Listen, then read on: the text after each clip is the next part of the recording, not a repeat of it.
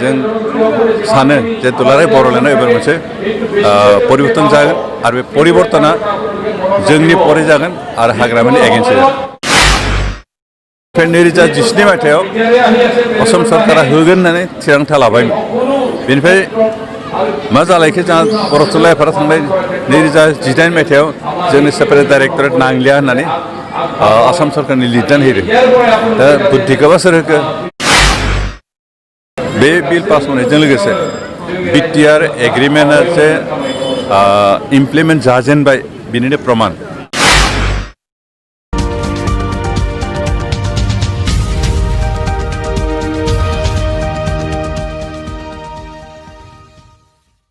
आसलते दिनै फोसावदिंनाय मिटिं नङामोन,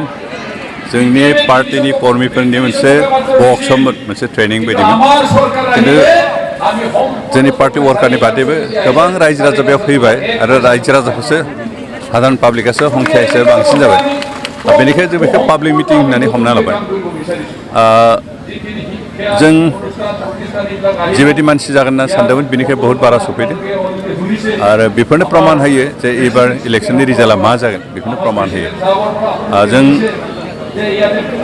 रायजो राजाफोरनि सिगाङाव बेखौनो बुंदों नोंथांमोननि गेजेरजों जे एबार सरकारा इउपिपिएलआनो थागोन। आरो जों दिनै जुदिअ पार्टी वर्कारखौनो लिंदोंमोन, दिनै हाजार हाजार रायजो राजाफोर फैबाय आरो बिथांमोनखौ जों लिङाखैनो। जों खिन्थु जोंहा मिटिं दं होननाय लोगो लोगो बिथांमोना खोनानानै फैदों। आरो बेबायदि फैनाय माने थारमाने बिथांमोना इउपिफोरखौ मोजां मोनदों। बिथांमोना जोंनि बे बिटिआर ओनसोलाव जा परिबर्तनखौ लुगैदों, मोनसे जौगानाय सफैनायखौ लुगैदों, बिभिन्न जाति जनगोष्ठीनि गेजेराव खौसेथि थानायखौ लुगैदों आरो गुबुन जाति गासै जाति जनगोष्ठीनि गेजेराव मोनसे गोजोन थासारिखौ लुगैदों आरो जेराव गोजोन थासारि गोरोबलायनाय थागोन बेयावनो जौगानाय खामानि फैयो। बेनिखायनो जौगानाय हास्थायनानै मोनसे गोदान गोग्गो गोथार सरकार हास्थायनानै लोगोसे सोलायनाय परिबर्तन हास्थायनानै दिनै बिथांमोना बेयाव नुजाथिफैदों आरो बेफोरनि गेजेरजोंनो जों सानो जे दुलाराय बर'लेण्डआव एबार मोनसे परिबर्तन जागोन आरो बे परिबर्तना जोंनि परे जागोन आरो हाग्रामानि एगेन्स्ट जागोन। बे सेपारेट डाइरेक्टरेट डिमान्ड बे आयदाया जोंनि एग्रिमेन्टआव दंखायोमोन। आसलते सेपारेट डाइरेक्टरेट नांगौ होनना दिनै दुलाराय बर' फरायसा आफाद आरो बर' थुनलाइ आफादा थांनाय 20 बोसोरसो सरकारजों डिसकासन खालामबोबाय थादोंमोन आरो आसाम सरकारा मालाबा नांगौ होनना मालाबा होगोन मालाबा होआ होननानै बिदिनो थांहां फैहां जाबाय थादोंमोन। बेनिफ्राय 2017 मायथाइयाव असम सरकारा होगोन होननानै थिरांथा लाबायमोन। बेनिफ्राय मा जालायखो जोंहा बर' थुनलाइ आफादा थांनाय 2018 मायथाइयाव जोंनि सेपारेट डाइरेक्टरेट नांलिया होननानै आसाम सरकारनि लिरनानै होदों। दा बुद्धिखौबा सोर होखो? दा जों एग्रिमेन्टआव एबार जिहेतु डाइरेक्टरखौ सेपारेट डाइरेक्टर नांगौ आरो बेखायनो जों एबार एग्रिमेन्टआव बेखौ सोबाय आरो दिनै जों मोनबाय। बेनिफ्राय दाखालि एसेम्ब्लियाव जिहेतु बेखौ बिल पास आसाम एसेम्ब्लियाव बिल पास जाबाय जे सेपारेट डाइरेक्टरेट जासिगोन आरो बे बिल पास होनायजों लोगोसे बिटिआर एग्रिमेन्टआ जे इमप्लिमेन्ट जाजेनबाय बिनिनो प्रमाण। जों दिनै गोबां राजखान्थियारि दैदेनगिरिफ्रा बेखौ बिपिएफनि दैदेनगिरिफ्रा बुंदों बिटिआरआ जेबो गैया, बेयो मोनसे दावदै गलासो। सोरबा बुंदों आरो बिटिसिखौनो नामखौल' सोलायना बिटिआर खालामना होदों। मानसिफ्रा जियानो दाबोथों बेखौ बिटिआरआ जोंनि थाखाय जोबोद मोजां सुक्ति आरो बे बिटिआर सुक्तिया गासै हारि हारिसाफोरनिनो मोजां मोनसे सुक्ति आरो बेखौ इमप्लिमेन्ट खालामजोबबा अन्तत जोंनि बिटिआर ओनसोलाव बर'लेण्ड ओनसोलाव माने गासैबो रायजो राजाफ्रानो उपकार जागोन, जौगानो हागोन, सुबिदा मोनगोन, थांना थानायनि खाबुखौ मोनगोन। आरो जों लुगैदों जे बिटिआर सुक्तिया इमप्लिमेन्ट जानांगौ। खिन्थु हाग्रामा महिलारिया दिनै बुंबाय थादों जे बिथाङा बिटिआर सुक्तिखौ गनाया आरो बेखौ इमप्लिमेन्टबो खालामा। आरो दा बिटिआर सुक्तिखौ जुदि इमप्लिमेन्ट खालामा जोंहा ओनसोल हिसाबै जाति हिसाबै सुबुं हिसाबै बेसेबां खहा जागोन बेखौ हयथ' रायजो राजाफ्रा गोबाङानो सानजोबनो हायाबाबो गोरों गोराफ्रा बुजिदों। बे हाग्रामा महिलाया बिटिआर ओनसोलनि रायजो राजाफ्रा जौगानायखौ, जोंनि फिसा फिसौफ्रा मोजां सोलोंथाइ मोननायखौ, जोंनि फिसा फिसौफ्रा साख्रि मोननायखौ बिथाङा लुगैया। मानोना बिथाङा खालि धनि मानसिनि थाखायल' सिन्था खालामो। बिथाङा जिहेतु करापसन बा खालामबाय बेनिखायनो थाखा फैसानि बाथ्राल' सिन्था खालामो। खिन्थु जों लुगैयो जे गोरिब मानसिफ्रा मोजां जाहाथे जौगाथों, अन्तत गोरिब मानसिफ्रा थांना थानायनि लामाखौ मोनदों। जोंनि गोरिब न'खरनि गथ' गथायफ्राबो मोजां सोलोंथाइ मोनथों, गोरिब न'खरनि गथ' गथायफ्राबो साख्रि मोनथों, जों बेखौ लुगैयो। आरो बेखौ जों इउपिपिएलआ जिहेतु सुक्ति साखर खालामनायनि रेसपन्सिबिलिटि दङ बेनिखायनो जों बिटिआर सुक्तिखौ इमप्लिमेन्ट खालामगोन आरो इमप्लिमेन्ट खालामबा गासै बर'लेण्डनि रायजो राजाफोरनि थाखाय बे गासैबो सुबिदा फैगोन आरो जोंनि बर'लेण्डआ जौगागोन बिटिआर सुक्तिखौ इमप्लिमेन्ट खालामा होननाया बिथाङा बुंदों खिन्थु होबथानो हानाय गोहो हाग्रामा महिलारिया गैया खारन इमप्लिमेन्टखौ खालामगोन स्टेट गभर्नमेन्ट सेन्ट्रेल गभर्नमेन्ट आरो दिनै सेन्ट्रेल गभर्नमेन्ट स्टेट गभर्नमेन्ट मोननैबो ज' जानानै बे बिटिआर सुक्तिखौ खालामदों बेनिखायनो बे बिटिआर सुक्तिखौ जिखुनु उपायबो हाग्रामाया होबथानो नाजाबाबो कुनु बेखौ होबथानो हाया आरो सुक्तिया जागोन बा इमप्लिमेन्ट जागोन दिनै बर' कसारि अट'नमास काउन्सिला बिल पास जानांगौमोन आरो बेखौ बिल पास खालामनो थाखाय अन्तत केबिनेट मोनसे डिसिजन साथाम माने केबिनेट मन्त्रि दं दिनै बिल पास जायाखै थारमाने जोंनि बर'नि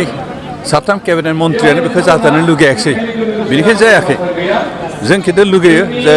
बर' कसारि अट'नमास काउन्सिलाबो थाबैनो जानांगौ जों लुगैयो बेनिखायनो जों बे बर' कसारि अट'नमास काउन्सिला दिनै आसाम एसेम्बलि बिल पास जायाखैमोन बेखौ इमप्लिमेन्ट खालामाखिसै आरो बे खालामैनि गुदियाव जों सानो जे बर'निफ्राय जिहेतु साथाम केबिनेट मन्त्रि दं बिथांमोनहा इन्टारेस्ट होआखिसै बिथांमोनहा गोसो होआखिसै आरो बिथांमोनहा हयथ' जाजानायखौ बानो बेनिखायनो जायाखिसै 37 नं धनस्रि समस्तिनि सिङाव थानाय दैफां नोलोबारि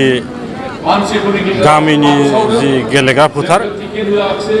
बे गेलेग्रा फोथाराव जोङो इउपिपिएल हानजानिफ्राय मोनसे मावफारि बादा हिसाबै जों सावरायमेल मोनसे खुंदोंमोन दा बे सावरायमेल खुंनायाव जोङो मात्र इउपिपिएल दलनि जायफोरा पार्मानेन्ट मेम्बार सोद्रोमा आरो मावफारिफोर जों बिथांमोनखौ लानानै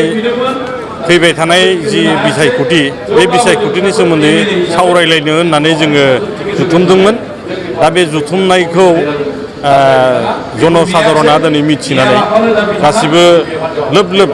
माने हाजार फ्राय बे 37 नं धनस्रि समस्तिनिफ्राय गोबां ओनसोलनिफ्राय दिनैहाय बे जेरैबायदि सुबुं दिनै थुबुर जाफैबाय बे थुबुर जाफैनायनिफ्राय आङो सासे माने बिजाथि हिसाबै इउपिपिएल दलनि बिजाथि हिसाबै आङो दिनै खोब गोजोननाय मोनदों आरो रायजो राजाफोरा गाव गावनो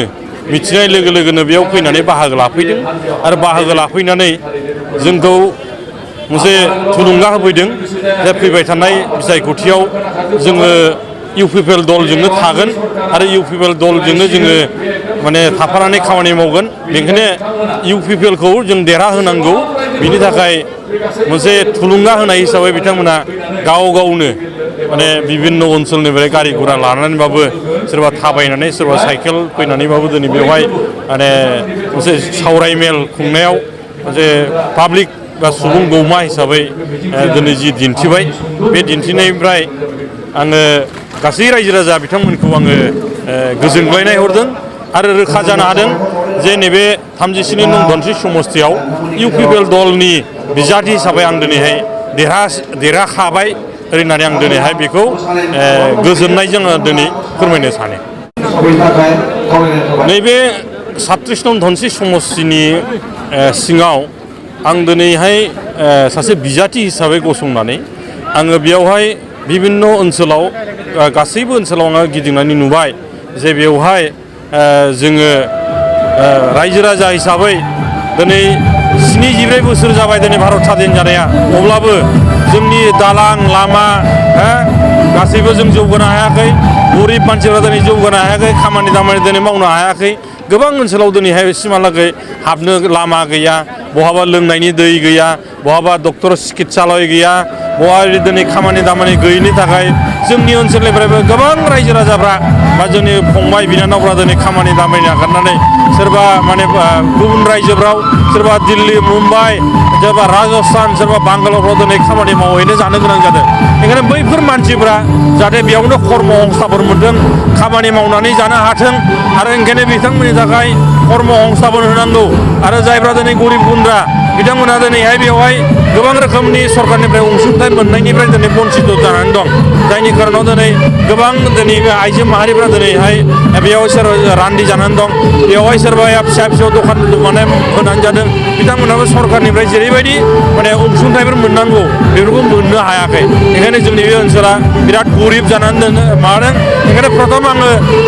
बांसिनै आङो गरिब गुन्द्रा मानसिफोरखौ आङो नोजोर होनानै आं खामानि मावगोन आरो बेवहाय स्पेसियेलि इयुथ फर्सखौ आङो माने खामानि दामानियाव सोसननो थाखाय कर्म संस्थापन होनो थाखाय जब होनो थाखाय आङो बेवहाय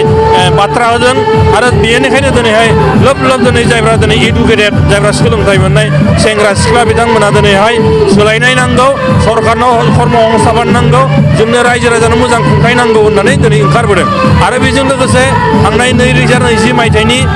27 जानुवारियाव जे बिटिआर सुक्ति जाबाय बे सुक्तिखौ दिनै रुफाइन खालामनांगौ बिनि सार्थआव दिनैहाय गोबां रायजो राजाजों लोगोसे दिनै दुलाराय बर' फरायसा आफादाबो जोंजों थाफानानै दिनै खामानि मावदों आरो बेवहाय जेसेबांखिनि माने इडुकेटेड बा सोलोंथाइ मोननाय सेंग्रा सिख्लाफोर दं सोरबा खम फरायनाय सोरबा बुरजा फरायनानै थाबाय दिनै बेखार खामानि दामानि गैया बिथांमोनाबो दिनै सोलायनाय नांगौ खामानि नांगौ होननानै दिनै बिथांमोना जोंजों गाव गावनो माने देहा मोदोम होसोमनानै दिनै खामानि मावनो होननानै ओंखारबोदों ओंखायनो बिथांमोनखौ आङो आसा होदों खोथा होदों प्रतिश्रुति होदों आं बिथांमोननि थाखाय फैबाय थानाय 5 बोसोराव जेसे हायो आङो बिजाथि हिसाबै देरखांलाङोब्ला बिथांमोननि थाखाय आं खामानि मावलांगोन